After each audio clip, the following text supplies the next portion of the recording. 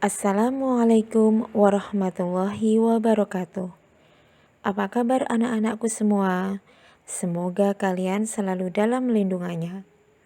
Pada kesempatan ini, kita akan belajar mapel pendidikan Pancasila dan Kewarganegaraan untuk kelas 10 SMA SMK oleh Sri Asnuri Ningsih Sarjana Hukum. Dalam video kali ini, Ibu ingin menyampaikan bab 3 tentang kewenangan lembaga-lembaga negara menurut Undang-Undang Dasar Negara Republik Indonesia tahun 1945. Subbab suprastruktur politik dan infrastruktur politik. Adapun tujuan pembelajaran setelah siswa mengamati video ini adalah 1. Siswa dapat merumuskan pengertian sistem politik. 2. Siswa dapat menjelaskan pengertian suprastruktur politik. 3. Siswa dapat mengemukakan pengertian infrastruktur politik. Yang keempat, siswa dapat mengklasifikasikan infrastruktur politik di Indonesia.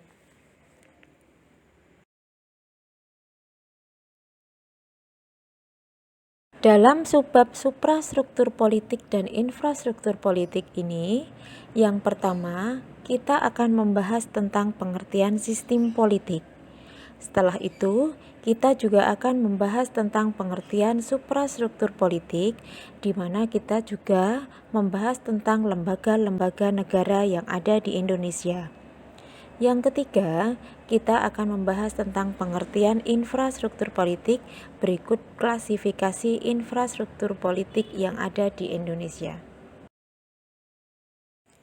Sebelum kita mempelajari tentang suprastruktur politik, kita bahas dulu tentang pengertian sistem politik.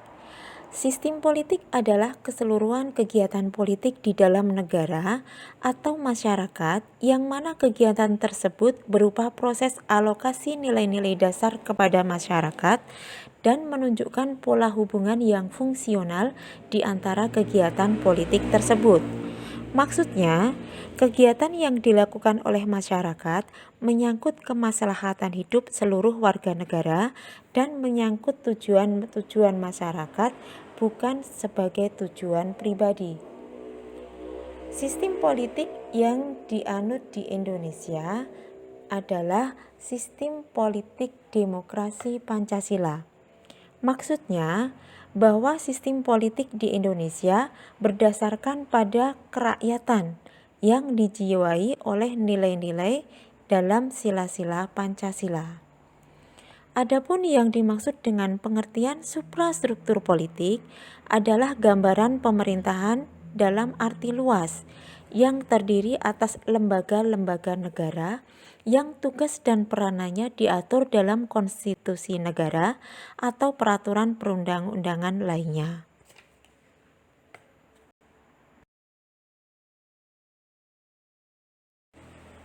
Lembaga negara menurut Undang-Undang Dasar Negara Republik Indonesia tahun 1945 terdiri dari 1.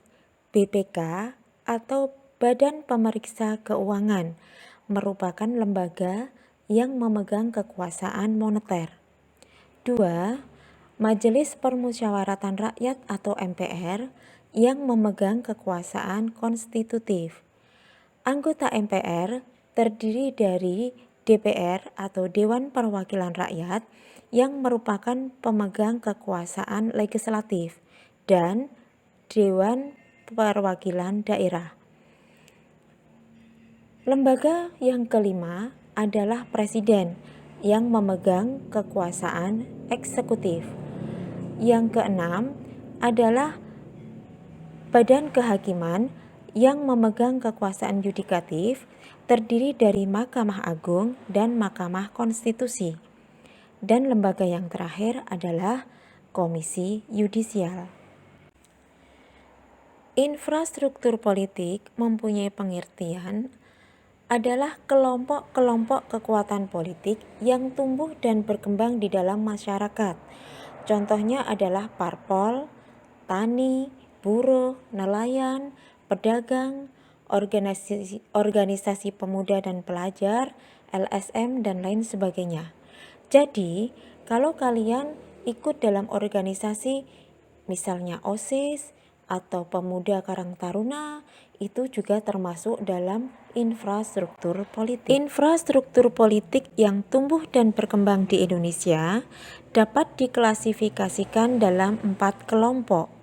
Yang pertama adalah partai politik. Yang kedua adalah kelompok kepentingan atau biasa disebut dengan interest group.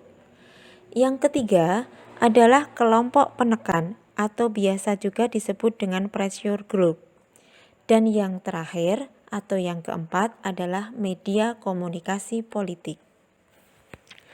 Partai politik adalah organisasi politik yang dibentuk oleh warga negara Indonesia secara sukarela atas dasar persamaan kehendak untuk memperjuangkan kepentingan anggotanya, masyarakat, bangsa dan negara dalam pemilu.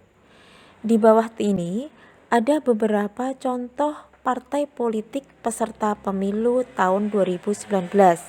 Kalian bisa lihat bahwa di situ terdapat partai politik dari berbagai unsur masyarakat dan mereka berusaha untuk menang dalam pemilu agar kepentingan dari anggotanya dapat terpenuhi. Kelompok kepentingan adalah kelompok yang berusaha mempengaruhi kebijakan pemerintah tanpa berkehendak untuk mendapatkan jabatan publik.